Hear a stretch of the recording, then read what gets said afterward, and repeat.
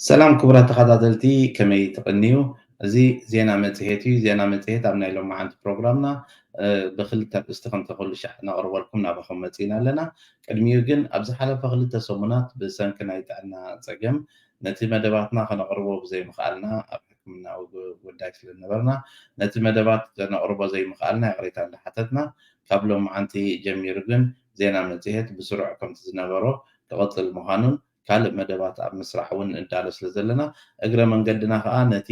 ዜናታት እንዳተነበበ ብኣባላትና ዝቐርብ ዜና ክትከታተልዎን ንዕኡ ከዓ ብካልእ መልክዕ በቲ ናይ ቀደም ናይ ዜና መልክዕ ስጋዕ ነቕርቦ ነዚ ዜና መፅሄትን ካልእ መደባት ኣገደስቲ መደባት ከም ሓንቲ ዓለም ብኣማኒኤል ሳህለ ከምኡ እውን ናይ በዓል ፀጋ ብርሃን ጎይትኦም ፅሑፋት ኣብዚ ዝንበበሉ ዓውዲ ኣብኡ ኣቲኹም ክትከታተልዎ እንዳዓደምኩ ንሎማዓንቲ ናብቲ ክልተ ርእስቲ ከኣትየ ከም ልሙድ ብዙሓት ተኸታተልትና እቲ ዜና ተምፅዎ እንዳጨነቐና እንዳሻቐለና ደሻቐል ጥራሕ እንዳብፃኹም ዝብል ርእቶታት ይመፀና እዩ ንሕና ከዓ ኣብ ዜና መፅሄት ክንገብሮ ንፍትን ዘለና ሰብ ኣቐዲሙ እቲ ዝኸውን ዘሎ ሕግታት ክፈልጦ እሞ ግዳይ ምስ ኮነ ጥራሕ ካብ ምጉያይ ኣቐዲምካ ክግበሩ ዝኽእሉ ነገራት ክጥንቀቑ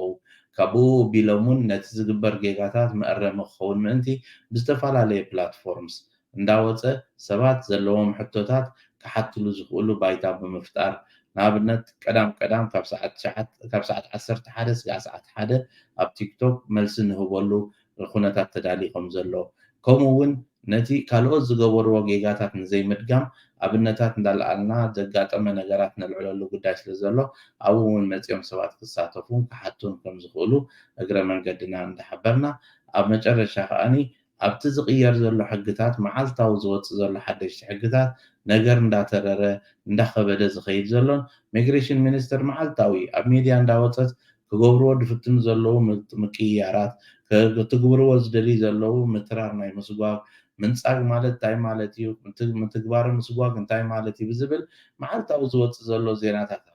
ነዚ ዝቕየር ዘሎ ለውጥታት ናባኹም ኣቐዲምና ክነምፅኦ ከለና ነዚ ናትና ተኸታታላይ ወይ ከዓ ነዚ ናትና ግሩፕ ድኸውን እንታይ እዩ ካብቲ ዝወፅእ ዘሎ ሕግታት ኣየናይ ነዚ ናትና ተኸታታላይ ክጠቅም ዝኽእል ክፈልጦ ዘለዎ ብምባል ሰባት ኣብ ጌጋ ከይወድቑ ከለዎ ኣቐዲሞም ክእርሞ ዝኽእሉ ነገር ንክእርሙ ዕድል ንክረኽቡ ተባሂሉ ንገብሮ ኣሰራርሓ እዩ እዚ መምሃሪ ክኸውንን ካልኦት ብዝገበርዎ ጌጋ ተማሂሩ እቲ ካልእ ጌጋ ከይደግም መንገዲ ከርእን ተባሂሉ ዝኸይድ እዩ ኣብዚ ብዙሕ ጌጋታት ሕጂ ብፍላይ ሎሚ ኣብ ጥቓትክ ዘሎ ቆልዓ ይተብክብ ዘምስል መንገዲ እቲ ሕግታት ኣዝዩ ተሪሩ 2022 ዝወፀ ሕጊ ኣብ ወርሒ 10 ኦክቶበር ዝወፀ ዝኾነ ይኹን ኣብ ናይ ዕድመ ዝርአ ፍልልያት ንፀግዎ ዝብል መምርሒ ብተግባር እንዳተተግበረ ኩሉ ንድሕሪት ተመሊሶም ናብዚ ክመፁ ከለዉ ሰባት ኣብ ካልእ ሃገር ዝሃብዎ ድዩ ወላ እውን ኣብዚ ብስካት በርከት ምስ ተቐየረ ዘጋጥም ድዩ ኣዝዩ ብዙሕ ጌጋታት ኣጋጢሙ ዜግነት ዝንፀግ ዘሎ ሰብ ቁፅሪ ውሑድ ኣይኮነ ኣዝዩ ብዙሕ ንስኹም በብውልቅንናትኩም ስለትርኢ እምበር ኣብቲ ቤት ፅሕፈት ዝመፁና ብዛዕባ እዚ ጉዳያት እዚ ማእልያ የብሎም እቶም ጌጋታት ከዓ ተደጋገምትን ሓደ ዓይነትን እዮም ገለገለ ሰባት ዝገብርዎም ጌጋታት ከዓ ክግበሩ ዘይግብኦም ዝነበሩ ኣቮይድ ክግበሩ ክተርፉ ዝኽእሉ ዝነበሩ ይኾኑ እሞ ከምኡ ዓይነት ጌጋ ካልእ ከይገብር ከዓ ኣንፈት መንገዲ ንምትሓዝ እቲ ቀንዲ ዕላማ ናይዚ ኣብ ሚድያ ንገብሮ ኩሉ ጎስጓስ እቲ ብተዛማዲ ዝሪኦ ኣገባብ እሞ ቀፃሊ ልሙድ ዝኾነ ጌጋ እንታይ እዩ ብመሲሉኒ ምኻድ ማለት እዩ ስኻ ክትመፅእ ከለካ ዝበልካዮ እንታይ ምዃኑ ዘይትፈልጥ ተኾንካ ፕሮቶኮል ሃቡን ኢልካ ኣውፂኢኻ ኣንቢብካ ክትከይድ ካልኣይ እንድሕር ደኣ ከምኡ ክትገብሮ ክትዝክሮ ዘይትኽእል ተኾንካ እስኻ ዘይክዘከርካዮ ካልእ ሰብ ክዝክረልካ ኣይክእልን ስለዚ ማይነር ንእሽተይ ትኹን ጌጋ መንፀጊ እንዳኾነ ብዝኸደሉ ዘሎ ግዜ ማዕረ ክንደይ እንዳትረርቦ ከይዱ ከም ደለዉ እቲ ሕግታት ከይዶም ሎሚ ወታደር ምንባር ጥራሕ ናብ ምኽልካል ዝተቃረበሉ ኩነታት ኢና ዘለና እስኻ ኣካል ናይ ሰራዊት ኤርትራ ስለዝነበርካ ሰራዊት ኤርትራ ከዓ ሲስተማቲካሊ ሰባት የሳቕ ስለዝነበረ ተባሂሉ ን25 ዓመት ዶ ንገለ ተባሂሎም ዝተነፀጉ ማእልያ የብሎም ኣዝዮም ብዙሓት እዮም ስለዚ ነዚ ዝወፅእ ዘሎ ሕግታት ነዚ ዝኸይድ ዘሎ ለውጥታት ኣምፂና ንዓኹም ክንነግረኩም ከለና እኳ ዳ ብዝበለፀ ሰባት ክትጥንቀቑሉን ናብ ካልእ ጌጋ ንኸይተኣትውን ኣፍ ደገ ዝዓፁ ጌጋታት ዝቕንስ መስርሕ ንክኸውን ተባሂሉ እዚ ኩሉ እንዳበልና ከለና ተተመሊሱ ዘሰይም ጌጋ ዝተገብረ ቀዲሙ ፀገም የለን ኣቐዲሙ ዝተገብረ ስለዝኾነ ኦኬ ብኸመይ ትእርሞ ጥራሕ ኢኻ ውዛር ጌጋ ዘይተገብረ ዝነበረ ግን ሓድሽ ጌጋ ከመይ ጌርካ ኢኻ ትገብር እሞ ከዓኒ መሲልንን ይኾነለይ ኢለን ገለን ዝበሃል ዘረባታት ኣብ ሕጊ ይሰርሕን እዩ። ኣብ ሕጊ ሕጋውነት ኢኻ ትኽተል። ኩሉ ሻዕ ዘጋጥም ጌጋታት እንታይ እዩ? እሳቶም ዓንቀጽ ጠቒሶም ይነጽጉኻ እስኻ ግን ሓውሲ ለመና ዝመስል ደብዳበ ጽሒፍካ ከምዚ እኮ እዩ ከምዚ እኮ እዩ ክስቶ እኮ ከምዚ ኢላኒ ክስቶ እኮ እዩ ከምዚ ኢልኒ ኢልካ ጽሒፍካ ክትረትዖም ትፍትን ንዓንቀጽ ብዓንቀጽ ኢኻ ትካትዖ ማለት እሳቶም ሓደ ኤርትራዊ ምዃኑ ዘረጋግፀሉ መንገዲ ከምዚ ኢሎም ተቐሚጦሞ ንዕኡ ነቲ እሶም ዘቐመጥዎ መምርሒ ሕጊ ጠቒስካ ኢኻ ትማጎት እምበር ኖኖ ከምዚ እኮ እዩ ከምዚ እኮ ኢልካ ብዘረባ ጥራሕ ክትረትዖ ዘለካ ተኽእሎ ኣዝዩ ውሕድ እዩ። እቲ ዝዓበየ ፀገም ከዓ ተደጋጊሙ ዝመፀና ዘሎ ወላ ጠበቓ ከይድካዮ እንተደይ ነጊርካዮ እቲ ጠበቓ ባዕሉ ክትፅሕፍ ኣይክእልን። ጠበቓ ንዓኻ ይፈልጠካኒ ብዓዲ እንታይ ተራ ነይርካ ይፈልጥኒ ዝበልካዮ ጥራሕ እዩ ዝፅሕፍ። ስለዚ ናይ ነብስኻ ጠበቓ ባዕልኻ ምዃንካ እቲ ዝመፅእ ዘሎ ጌጋታት እቲ ቀንዲ ኣብዚ መጨረሻ እዋን ዝመፅእ ዘሎ ምስጓግ ኣዝዩ ይበዝሕ እዩ ዘሎ ኣዝዩ ብዙሕ ሰብ እዩ ዝስጎግ ዘሎ ብፍላይ ናብ ኢትዮጵያ ዝስጎግ ብከምዚ ከያይዳ እቲ ቅድሚ ሕጂ ዘይከኣል ዝነበረ ምስጓግ ኤርትራውያን ናብ ኢትዮጵያ እውን ክመፅእ ተኽእሎ ኣለዎ። ምክንያቱ ብናይ ኢትዮጵያ ፓስፖርት ገይሮም ዝመፁ ሰባት ቀደም ብብዝሒ ንክስጎጉ ኣብ ማእሰርትን ኣብ ማእሰርቲ ከዓ ኣፅብብ ኣቢልካ እቲ ሕጊ ሰባት ማለት ካልእ ኣማራፂ ዘይረኽብሉ ኩነታት ምግባር እንዳበዝሐ ከይዳ ኣሎ። ኣብቲ ኣሰራርሓ ናይ ኢሚግሬሽን ርኡይ ዝኾነ ለውጥታት ዝመፅእ ስለ ዘሎ እቲ ለውጥታት ዝመፅእ ዘሎ ካብ ቅድሚ ሕጂ ብምንታይ ድፍለ እንታይ ዓይነት ለውጥታት ዝመፅእ ዘሎ ነዚ ተኸታቲልካ ንዕኡ ዝበቅዕ ነገር ከተቕርብ ክከኣል ኣለዎ። እዚኣ እንተደይተገይራ ግን እቲ ጌጋ እንዳወሰኸ ክኸይድ እዩ። እዚ ወሰኽ ናይዚ ጌጋታት ዘስዕቦ ከዓ ንሰባት ተተመሊሶም ናብ ዘሰይም ዓይነት ሽግር ንኽኣቱ ክገብሮም እዩ ማለት። ስለዚ እቲ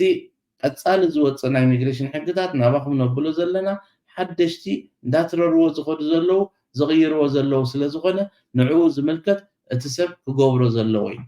ካልኣይ እዋናዊ ዘሎ ሕጂ ብዛ ሰዓት ዝተቐይር ዘሎ እቲ ቅድሚ ሕጂ ዘይነበረ ቤት ፅሕፈት መንግስቲ ኩለን ኣይሽወደን ቅድሚ ሕጂ ሓበሬታ ብዛዕባኻ ክለዋወጣ ከለዋ ካብቲ ሰብ ፍቓድ ይወሃበን ነይሩ። ኮንሰንት ማለት ሜዲቫ እንደ ዝበሃል ኦ ፍቓደኛ ሓበሬታ ክትለዋወጡ። ሎሚ እሱ ተሪፉ እዩ። ሎሚ ስካትበርከት ገለ ክትገብር ኬድካ ካብ ሚግራሽን ስበርከት ሓበሬታ ረኺቦም ኣብኡ ንዓኻ ከምዚ ፀገም ኣለካ ንሚግሬሽን ይሕብሩ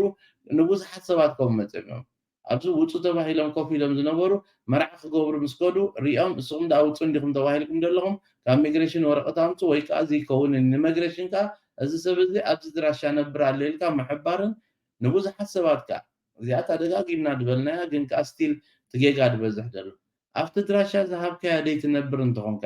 ዝኾነ ይኹን ምልክት ተረኺቦም ቀዳማይ ገበን እዩ መፅኦም ሃንደበት ገዛውቲ ኣትዮም ኣብ ዝፈተሽሉ ብገበን ዝጠርጠርዎ ኣብኡ ብዙሕ ፓስፖርት ዝረኸብሎም ገለ ብዙሕ ሰባት ብዙሕ ሽግራት ዘለዎም ይመፁ። ሕጂ እንታይ እዩ እንድሕር ደኣ ድራሻኻ ኣብቲ ትነብሮ ዘይኮይኑ